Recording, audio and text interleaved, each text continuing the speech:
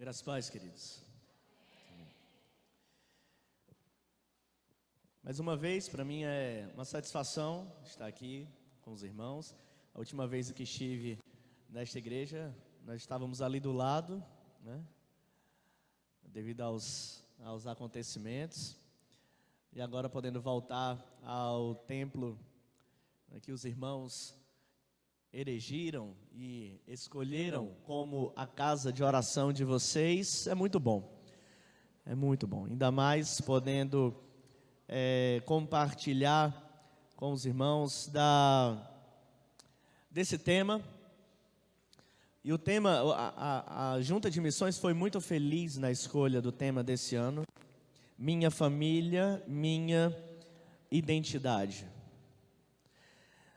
E eu quero, nessa noite, tendo em vista que já estamos nos aproximando aí do final do mês, eu quero poder olhar em perspectiva, olhar para, até em função das meditações que nós tivemos meditações mostrando a identidade do casal, a identidade dos filhos, segundo as Escrituras, segundo o plano original de Deus, e poder olhar para essas meditações que nós tivemos durante esse mês.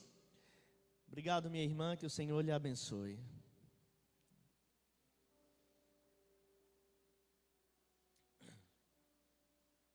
E fazer uma análise um pouco mais concisa, para a gente entender de que maneira isso nos afeta e por que isso é tão importante para nós. Porque a questão da identidade é importante para nós. Aliás, essa palavra identidade hoje tem dado uma confusão quando se trata de um assunto específico, né? E tem tudo a ver com família. Tem tudo a ver com família. Mas o que eu quero nessa noite, eu gostaria de meditar com os irmãos, é entender de que maneira a família tem sido bombardeada, atacada, vilipendiada. De que maneira nós como igreja, então, olhamos para a família diante daquilo que Deus planejou para ela, pensou para ela, frente ao que o mundo tem feito com a família, e então entender o que nós ainda podemos fazer por nossas famílias. Amém? Um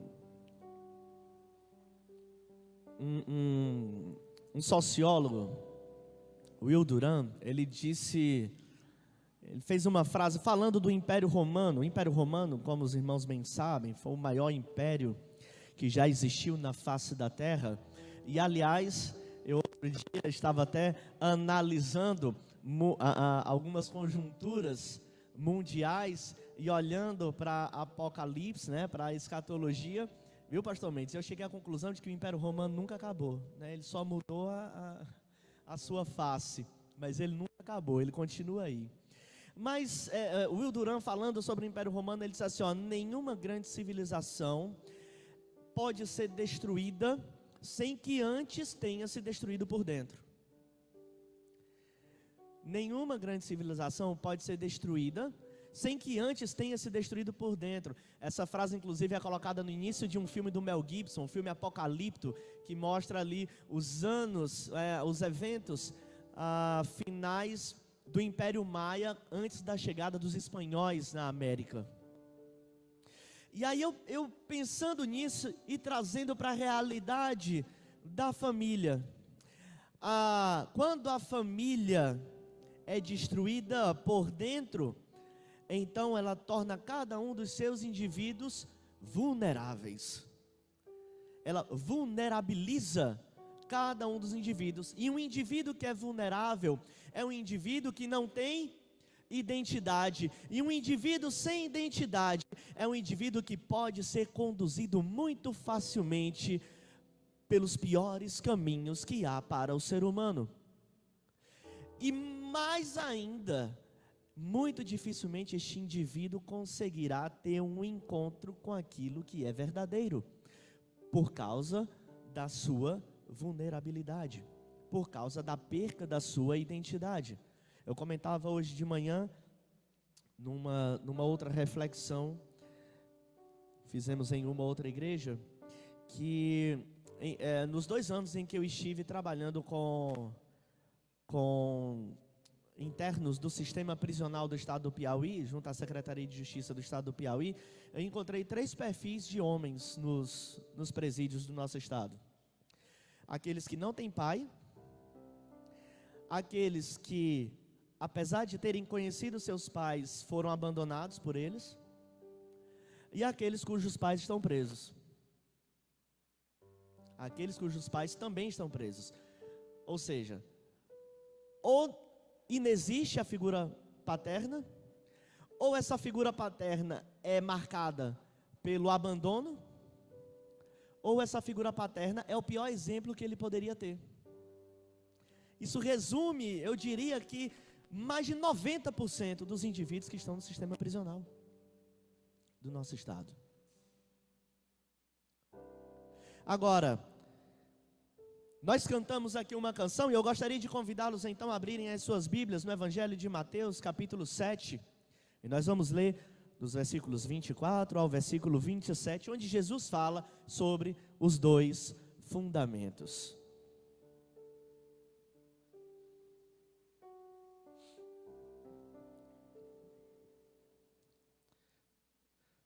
Evangelho de Mateus, capítulo 7.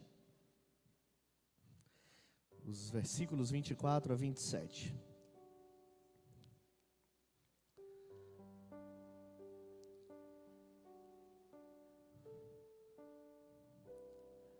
Pois bem, assim diz a palavra do Senhor. Todo aquele, pois, que ouve estas minhas palavras e as pratica, será comparado a um homem prudente que edificou a sua casa sobre a rocha. E caiu a chuva, transbordaram os rios, sopraram os ventos e deram com ímpeto contra aquela casa que não caiu, porque fora edificada sobre a rocha. E todo aquele que ouve estas minhas palavras e não as pratica, será comparado a um homem insensato que edificou a sua casa sobre a areia. E caiu a chuva, transbordaram os rios, sopraram os ventos e deram com ímpeto contra aquela casa, e ela desabou, sendo grande a sua ruína. Senhor nosso Deus, eterno e poderoso Pai, nós te agradecemos por tua palavra, pela revelação do teu Filho Jesus, pelos mandamentos deixados a nós. Nós te pedimos, clamamos a ti, Senhor, que use teu servo na transmissão da tua palavra, que ela encontre lugar em cada um dos nossos corações e mentes, e ali faça morada, e que o teu Espírito Santo nos capacite a viver segundo os teus mandamentos. Nós oramos a ti, em nome do Senhor Jesus. Amém.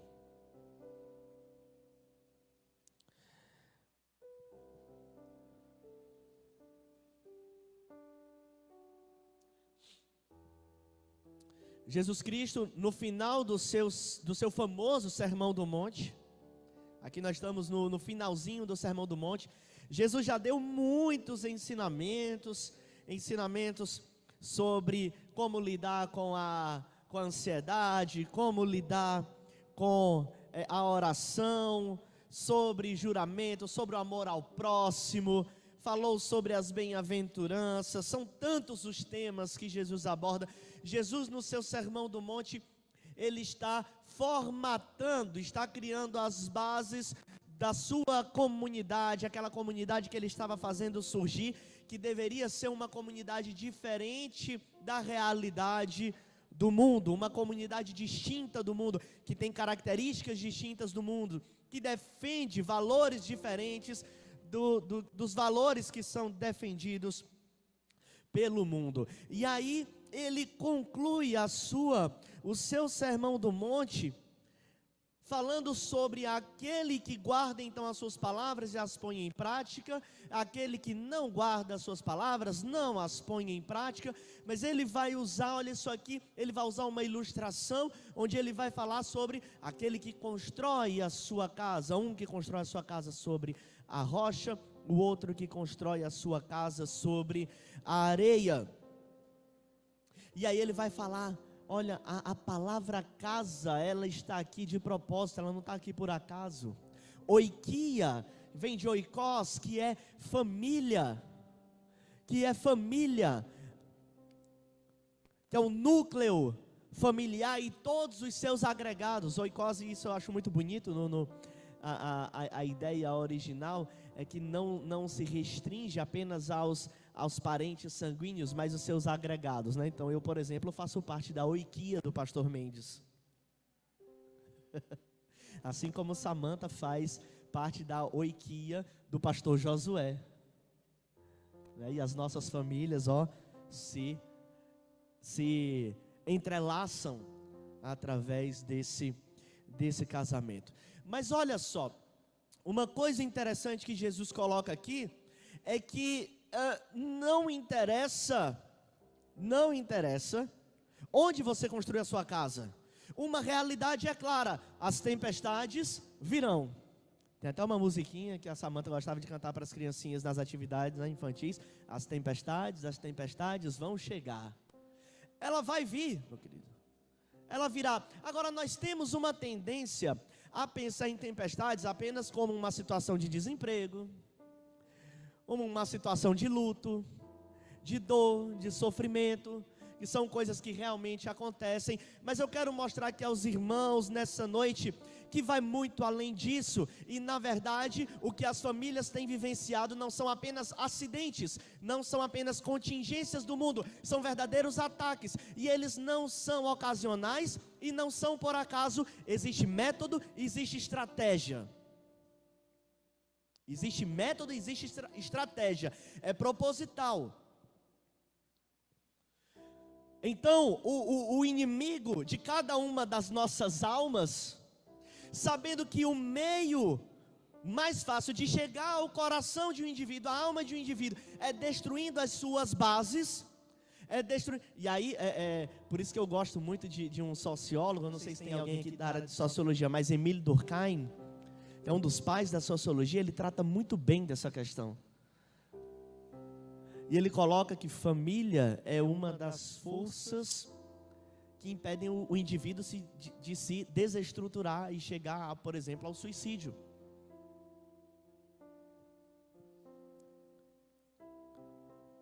Então, como eu estava falando, esses ataques eles são propositais, eles têm estratégia, têm método, eles não são por acaso. E eles sempre vão frontalmente contra os princípios bíblicos que estabelecem o que é a família, qual o seu propósito, qual a sua origem.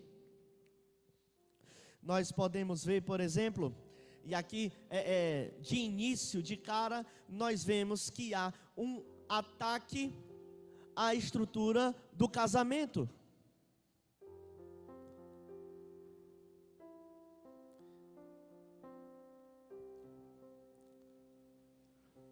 Olha que coisa interessante. Até os anos 80, o Código Civil, ele ainda incluía adultério como crime. Apesar de que na prática, né, mas pelo menos na lei lá ainda constava. Depois ele foi descriminalizado, foi tornado comum. E aí hoje, ele não somente é comum, mas como é estimulado. Eu fico observando, por exemplo, os aconselhamentos que existem para casais. Eu não estou falando aqui de igreja, claro, eu espero que não. Mas casais que procuram terapia, por exemplo, e que estão com problemas graves, muito dificilmente o divórcio será colocado como última opção. Quando nós fazemos aconselhamento, o divórcio é a última opção. Ela é a opção depois de todas as tentativas possíveis e as impossíveis, né? Porque as impossíveis a gente deixa com Deus. Depois das possíveis e das impossíveis. mas existe um verdadeiro estímulo da sociedade atual, tanto pelo não casar como pelo divórcio. Para que casar? Casar só para separar depois. Olha onde é que está o pensamento.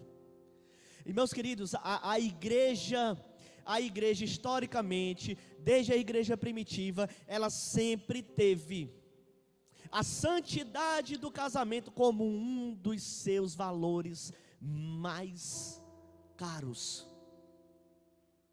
Um dos seus valores mais caros. A santidade do corpo, a santidade do casamento, da união estabelecida por Deus. Sabe por quê? Porque o crente, ele olha para o casamento e ele lembra que quem inventou essa história, quem inventou esse negócio foi Deus. No 6º dia da criação.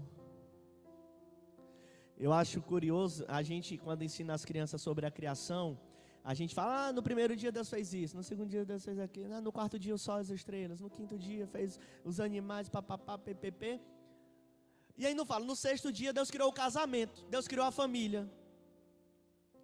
Fala, Deus criou o homem e a mulher. Deus criou a família no 6º dia. Ele não criou um homem e mulher para andarem sozinhos, para viverem sós. Ele criou para andarem juntos.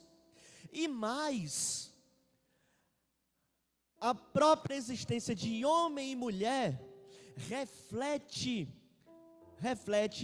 a imagem, a semelhança de um Deus que é comunitário. Porque Deus diz, façamos a humanidade conforme a nossa imagem, segundo a nossa semelhança. Aí quando ele faz homem e mulher. Ele faz seres distintos entre si, mas que juntos se tornam uma só carne. Deus criou o casamento para refletir a imagem de quem Ele é.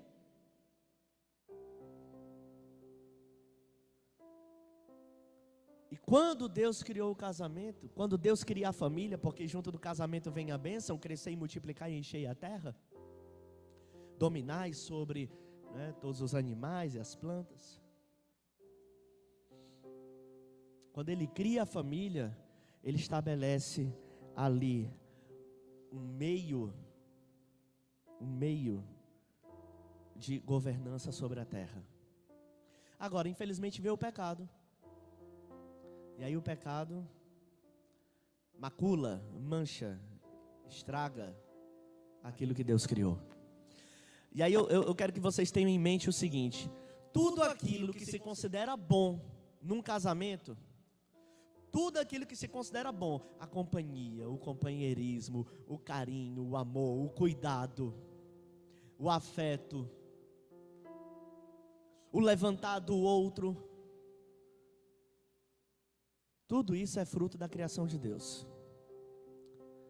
Agora, tudo o que há de ruim nos casamentos, as brigas, os desentendimentos, as disputas de poder, tudo isso é fruto da queda, é fruto do pecado, é uma mentira colocada dentro dos lares por Satanás.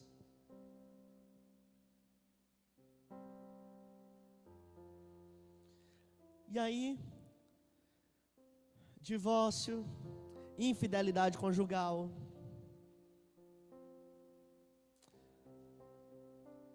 os desvirtuamentos sexuais, pornografia. E aí, essa parte, o mundo já conseguiu vencer, é coisa vencida para o mundo. Eles já não estão mais nem aí, divórcio é coisa tranquila, infidelidade é coisa tranquila. Agora vem a nova investida para atacar o casal. Que é a desconstrução da forma original do casamento. A desconstrução da forma original do casamento.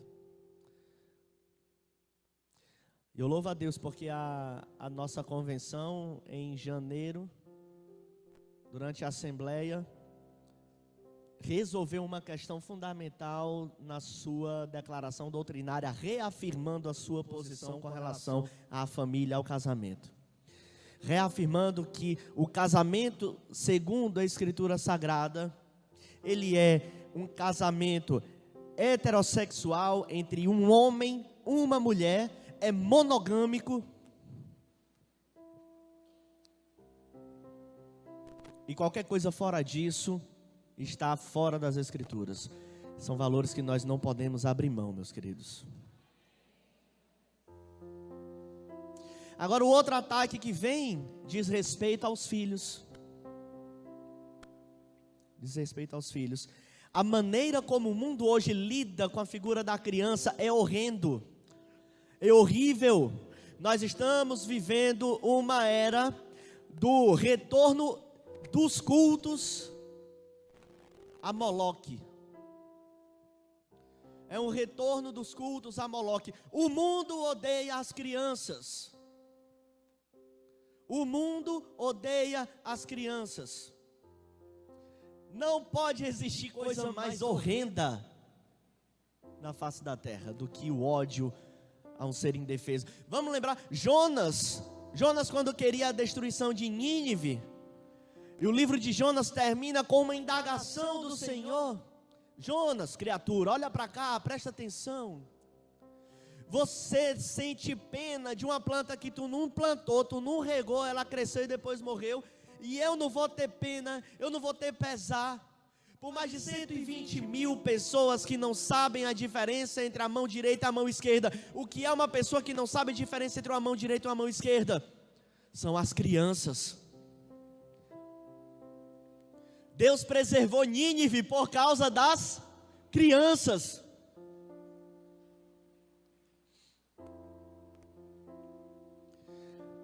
Alguns outros povos que foram destruídos por Deus, o pessoal gosta assim: esse Deus é um Deus absurdo, olha, ele destruiu povos com crianças e tudo mais. Os povos que o Senhor mandou Israel destruir, matavam suas crianças, sacrificavam suas crianças. Aí nós vivemos num mundo onde há um desestímulo à maternidade, porque desde os anos 60, 70, com os movimentos feministas, os movimentos começou com os movimentos de mães solteiras, né? Depois o controle populacional com os métodos anticoncepcionais, e a coisa foi evoluindo, né? Porque onde passa um boi, passa uma boiada, e aí a coisa vai evoluindo. E agora não é apenas um desestímulo à maternidade. Existe um desestímulo à maternidade.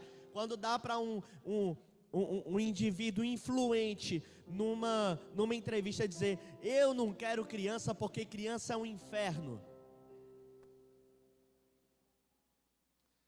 Na hora que eu vi isso aí, eu disse assim: Senhor, por favor, não permita que um homem desse tenha filho. Eu digo assim. Quando eu vejo uma pessoa dizer: eu não quero ter filho, eu não quero ter filho tão cedo, Deus me livre de ter filho, eu faço essa oração: Senhor, não dá filhos para essa pessoa. Não dá filhos para essa pessoa.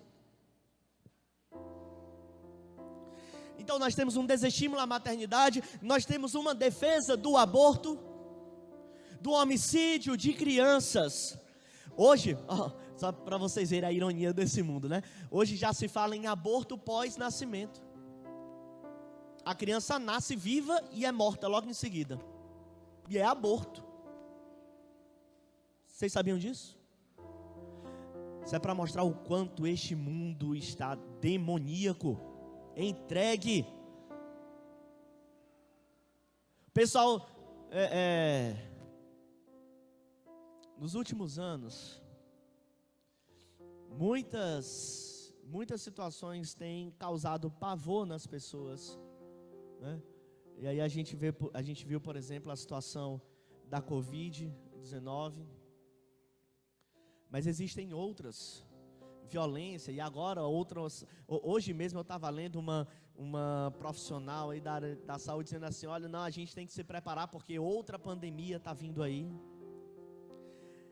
Eu digo assim: esse pessoal está morrendo de medo das pandemias e não tem vergonha para admitir o genocídio que tem realizado, porque anualmente a estimativa é de que aproximadamente 50 milhões de crianças são abortadas no mundo anualmente. Não existe doença no mundo, não existe guerra no mundo, não existe violência no mundo que se aproxime disso. Que se aproxime disso. É um verdadeiro culto a Moloque nos nossos dias. Aí vem o desestímulo à maternidade, a defesa do aborto, o abandono parental. No Brasil hoje, praticamente, é mais fácil você encontrar alguém que foi abandonado pelo pai do que alguém que vive com o pai. E olha, digo mais, o abandono parental, ele pode acontecer mesmo com a presença física do pai e da mãe. São pais que não se importam com seus filhos, que delegam a educação dos seus filhos, terceirizam a educação dos seus filhos, não assumem o papel que Deus lhes deu. E meus queridos, olha, eu estou trazendo esses problemas, esses ataques aqui ao casamento e aos filhos, porque eles chegaram dentro das nossas igrejas. Porque hoje nós já temos situação, por exemplo, de pastores. Eu não estou falando, pelo menos assim, no meio batista, pelo menos no nosso campo eu desconheço. Mas eu sei que por aí afora, demais, já tem demais. Pastores que estão no seu segundo, terceiro casamento. Segundo, terceiro casamento. Aquele que deve ser o exemplo para a igreja. E aliás, biblicamente, um homem que exerce o ministério pastoral e ele deixa o seu primeiro casamento e contrai novo matrimônio, ele pode fazer qualquer outra coisa, menos ser pastor. E nem diácono.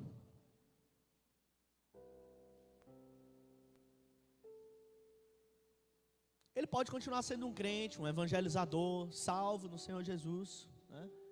Mas assumir cargo de liderança? Não. Porque o pastor, o diácono, é exemplo para a igreja. Aí qual é o exemplo que estão dando para a igreja? A verdade é que hoje foi normalizado. Eu peço perdão aqui, sinceramente, se é a condição de alguns, porque cada situação é uma situação. A Bíblia abre algumas situações como excepcionais. Mas no final das contas, o que o Senhor diz é: olha, o divórcio só existe por causa da dureza do coração de vocês, porque vocês têm um coração duro, porque vocês são maus. Mas não era para ser assim, porque olha para onde é que Jesus olha. Lá para o princípio, para Gênesis, porque lá no princípio, Deus fez homem e mulher. E por isso, o homem deixa pai e mãe, se une à sua mulher e ambos são uma só carne.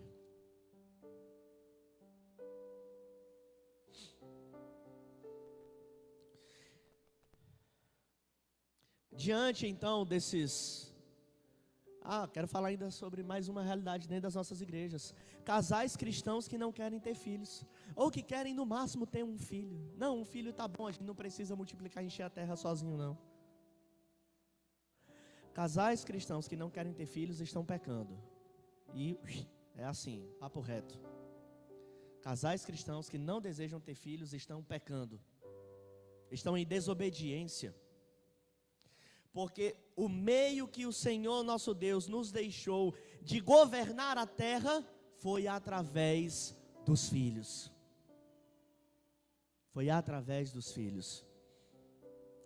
Então, diante dessa realidade terrível, dessa realidade horrenda, dos ataques, dessas tempestades, desses maremotos que vêm atingindo as famílias, qual deve ser a nossa postura? Eu quero aqui pensar então em dois momentos. Primeiro, em como a igreja deve enxergar a família, a identidade da família. A primeira coisa, ela deve olhar para o propósito primeiro de Deus para a família. Deus criou a figura do pai e da mãe e dos filhos para que o ambiente familiar refletisse o relacionamento dele conosco. Meus irmãos, isso é tão sério, isso é tão profundo.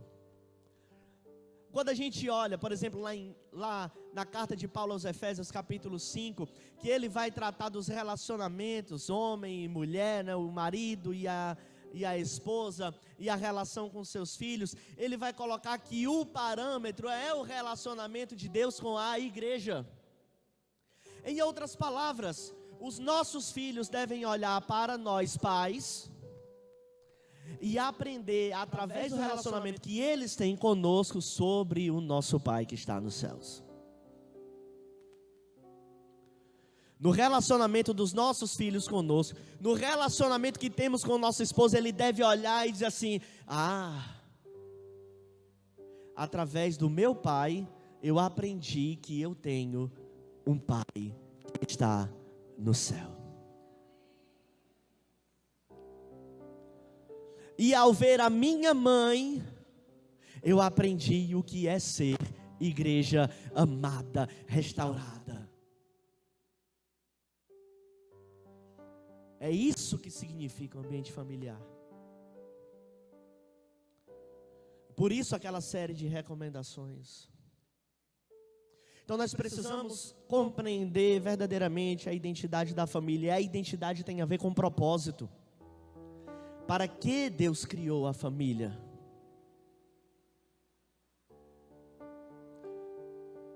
E aí a família, então, quando nós entendemos o propósito de Deus para a família, nós então encontramos esse ambiente seguro, esse ambiente firme e forte, esse solo rochoso, onde nós podemos crescer e nos desenvolver dentro daquilo que o Senhor planejou para nós.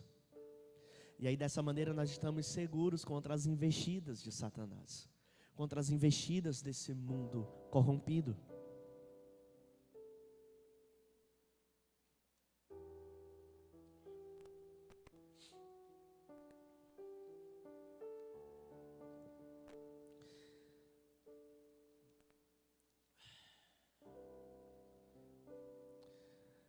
Mas nós precisamos, meus queridos, reaprender a fazer isso. Nós precisamos reaprender a fazer isso. Porque não é simplesmente uma defesa de valores. Não pode ser apenas um discurso, uma retórica vazia. Eu fico observando, por exemplo, me perdoem aqui, eu não estou fazendo nenhuma defesa de cunho político, tá? Mas eu olho, por exemplo, as bancadas no nosso congresso. Aí existe lá bancada da família. Agora você vai olhar a bancada da família, a grande maioria está lá no segundo, terceiro casamento. É a bancada da família. Algumas das vozes que mais se levantam em defesa do casamento e da família, traiu a sua esposa, se divorciou da esposa, está no novo casamento. Aí são os homens que estão lá movendo políticas, né? E eu gosto de citar esses exemplos, porque cada vez que eu vejo uma situação, eu digo assim: graças a Deus que eu, como um crente, não dependo do Estado, não dependo de política social, não dependo de governante, eu dependo do Senhor Jesus. Depende do Senhor Jesus. Porque não vai ser presidente que vai construir a minha casa, nem pela minha casa, minha vida. Não vai ser governador que vai edificar o meu lar. Se o Senhor não edificar a casa, em vão trabalham os que a edificam. Se o Senhor não vigiar a cidade, em vão vigia a sentinela. É o Senhor. E o que nós devemos então fazer, meus queridos? Olha, se existe uma palavrinha que pode resumir tudo aquilo que devemos fazer enquanto família cristã, essa palavrinha é intencionalidade.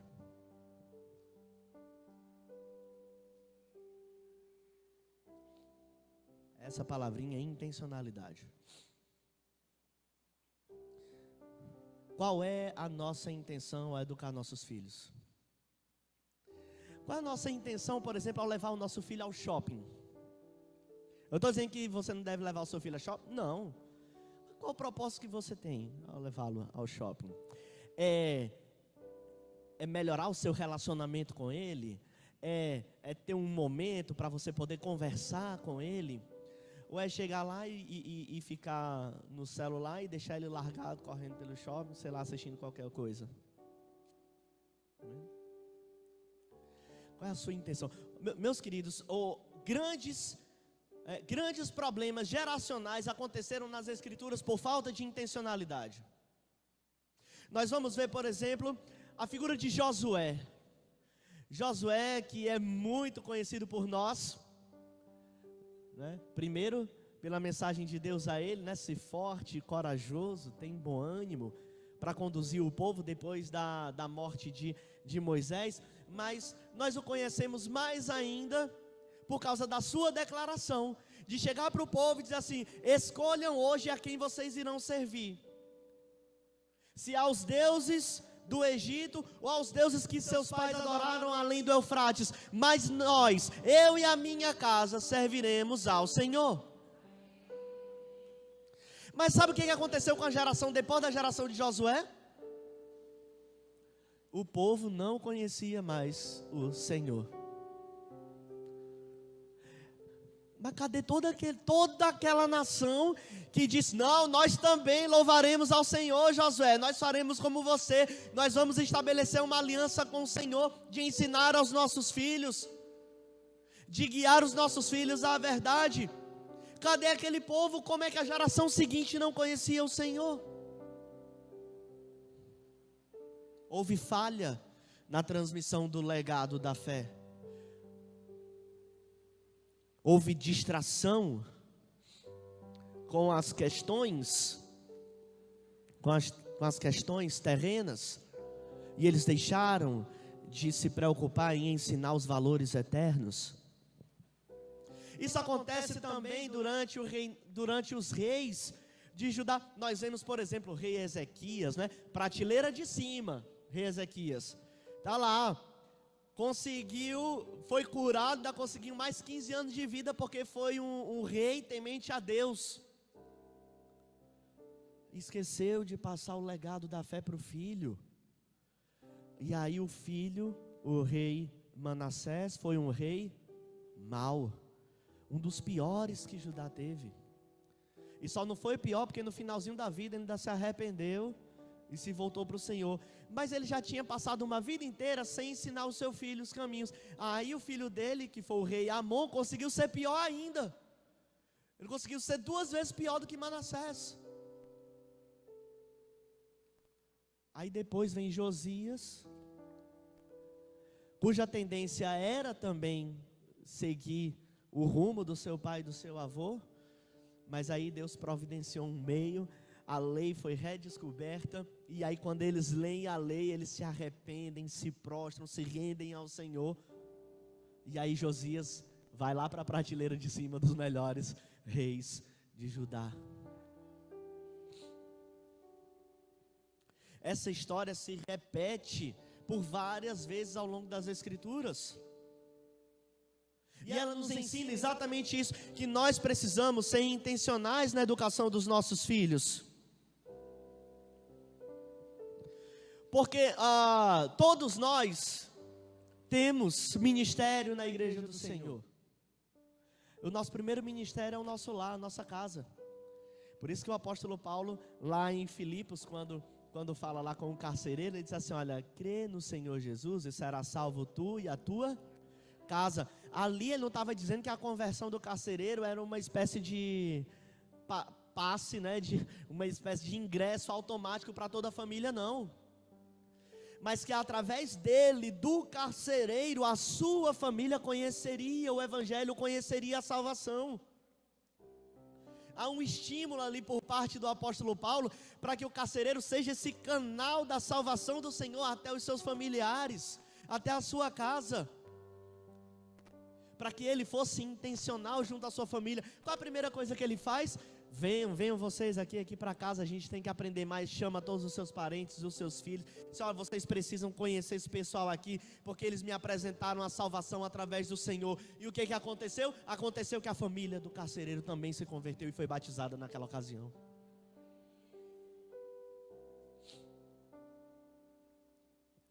Nós precisamos ser intencionais nas nossas relações.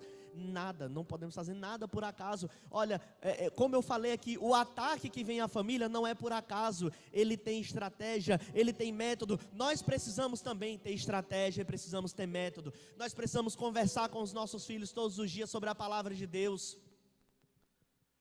Precisamos ensiná-los a orar. Nós precisamos saber o que se passa na mente deles, conversar com eles e dizer, olha, tudo aquilo que você pensa, tudo aquilo que você passa, todas as situações que acontecem com você, o Senhor te conhece. Você precisa se render ao Senhor. É um ministério de 24 horas por dia. É 24 horas por dia. Confessar aqui um deslize nosso, né? A gente tem consistentemente ensinado o Isaac a orar, né? O Isaac ouve uma música, na hora que aparece a palavra Jesus, ele olha pra gente e fala, Dudu. Filha, Jesus. Nós sentamos à mesa para tomar o café, começamos a comer e não oramos.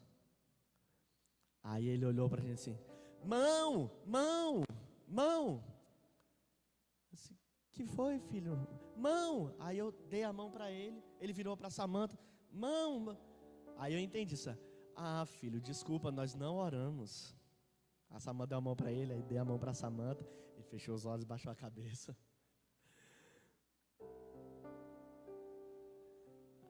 Aí ele ora assim, Theo, papai do céu, dado, obrigado, Dudus, em nome de Jesus, amém. Nós precisamos ensinar continuamente. E falando em café da manhã, vejam só, nossas famílias inclusive perderam o hábito de sentar à mesa. Perderam o hábito de sentar à mesa. São poucas as famílias que conseguem ter uma boa refeição juntos. Todo mundo sentado ali, conversando. Aliás, as nossas famílias estão se separando dentro de casa. O pai almoça na frente da TV, a mãe lá na cozinha, porque ela já preparou o mesmo almoço, ela já come por ali. E o filho pega o celular, vai para o quarto, se tranca lá e vai comer lá. Não é assim? Se tem uma coisa que nós podemos fazer, simples, coisa do dia a dia, nos esforçar para ter pelo menos uma refeição juntos à mesa, para conversar. A mesa é um dos ambientes mais importantes nesse processo do ensino-aprendizagem dentro de casa. É a mesa. Isso é ser o quê? Intencional. É disso que Deus estava falando quando deixa a lei para o povo, está lá em Deuteronômio capítulo 6, olha, fala dessas palavras de dia e de noite, escreve, né? Escreve e põe na mão direita e põe na testa, né? Aí os judeus fizeram os filactérios, né? As fitinhas aqui na mão e a caixinha aqui na testa, porque eles levavam tudo no literal, Mas é muito mais do que isso, é ter a palavra do Senhor na mente e nos atos. Na mente e nos atos. Agora isso precisa ser transmitido, precisa ser passado, e não pode ser apenas retórico, não pode ser apenas discurso, ele tem que ser vivido. As famílias precisam viver, porque aqueles que ouvem as palavras, os mandamentos e as põe em prática, são como um homem que constrói a sua casa sobre a rocha. Constrói a sua casa sobre a rocha.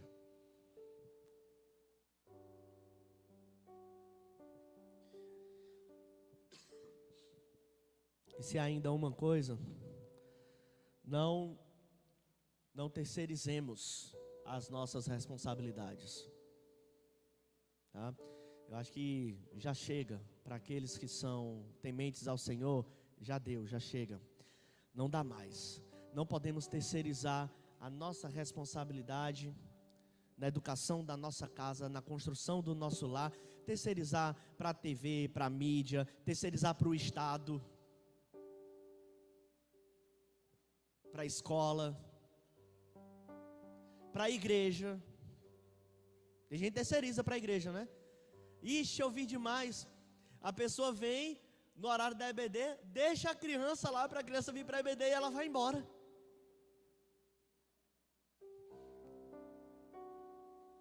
Já deu, já chega. A gente já viu que não dá certo. A gente viu que é caminho para fracasso familiar.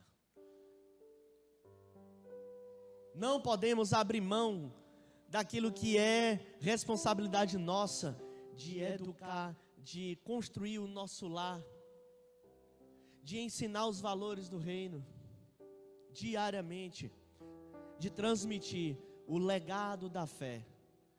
Os irmãos viram aqui, não é? A história da família do pastor Mendes é curiosa, porque o pastor Mendes não recebeu esse legado dos pais.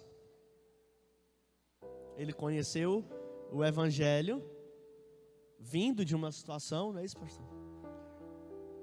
Mas ele se preocupou em transmitir o legado da sua fé aos seus filhos.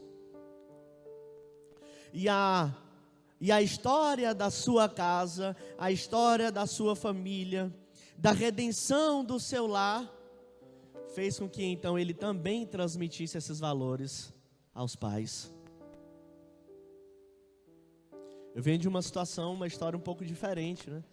Eu já sou a terceira geração. Meus avós conheceram o evangelho, tanto do lado paterno quanto do lado materno, transmitiram aos meus pais, que transmitiram a nós, e aí hoje nós já estamos nessa quarta geração transmitindo o legado da fé, e eu oro a Deus para que Ele me ajude a ensinar o Isaac como um dia eu aprendi dos meus pais. Sendo intencionais, meus irmãos, não desistamos de ensinar os nossos filhos, de perdoar os nossos filhos quando errarem, de ajudá-los a se levantarem. Não desistamos de orar por nossos filhos, de entregá-los diariamente aos cuidados do Senhor, porque assim nós vamos conseguir construir uma casa sobre a rocha. E aí nós vamos poder recitar o Salmo 127. O Salmo 127, meus irmãos, é um dos meus preferidos, porque ele é um salmo sobre a família. A primeira parte do salmo não é sobre casa, não é sobre construção, não. Não é sobre cidade, não, é sobre a família. É o tempo todo sobre família. A palavra construtores lá, ela é muito semelhante à palavra filhos. A ideia lá é fazer um jogo, né? Um jogo de palavras. Então tudo ali é sobre família, tudo ali é sobre a nossa casa. Se o Senhor não edificar a casa, em vão trabalham os que edificam. Se o Senhor não guardar a cidade, em vão vigia a sentinela. Inútil vos será levantar cedo, repousar à tarde, comer o pão que penosamente granjeaste. Aos seus ele o dá enquanto dormem. Herança do Senhor são os filhos. Filho é bênção, não é maldição não. Filho é alegria, não é inferno. Herança do Senhor são os filhos, o fruto do ventre, o seu galardão. Como flechas na mão do guerreiro, assim são os filhos da mocidade. Feliz o homem que enche deles a sua aljava. Não será envergonhado quando pleitear com os inimigos à porta, com as tempestades, com os ataques de Satanás, com os ataques do mundo corrompido, que não sabe verdadeiramente o que é um casamento, o que é uma família, o que é um lar. Se queremos não ser envergonhados, com os inimigos à porta, então vivamos aquilo que o Senhor nos deixou para os nossos lares. Que as nossas famílias encontrem a sua identidade no Senhor. Que o Senhor nos abençoe. Pai Celestial, nós te louvamos porque tudo aquilo que o Senhor pensou e desejou para nós, para a tua família, o Senhor revelou a nós. E não precisamos procurar como loucos um tesouro escondido, mas o Senhor já nos mostrou como podemos viver, o que devemos fazer. O Senhor já nos deu os passos, o Senhor já nos deu as normas para que a gente possa erigir um altar em nosso lar, em nossa casa, em honra ao teu nome, Pai. Mas nós clamamos a Ti, nos ensina, Senhor, nos ensina a não somente falar sobre os teus valores, mas a viver os teus valores dentro do nosso lar. Nos ensina a cuidar dos nossos filhos e ensiná-los a fé. Nos ajuda a transmitir aos nossos filhos aquilo que um dia recebemos do Senhor, a tua salvação. E que o teu nome seja glorificado em nossas casas.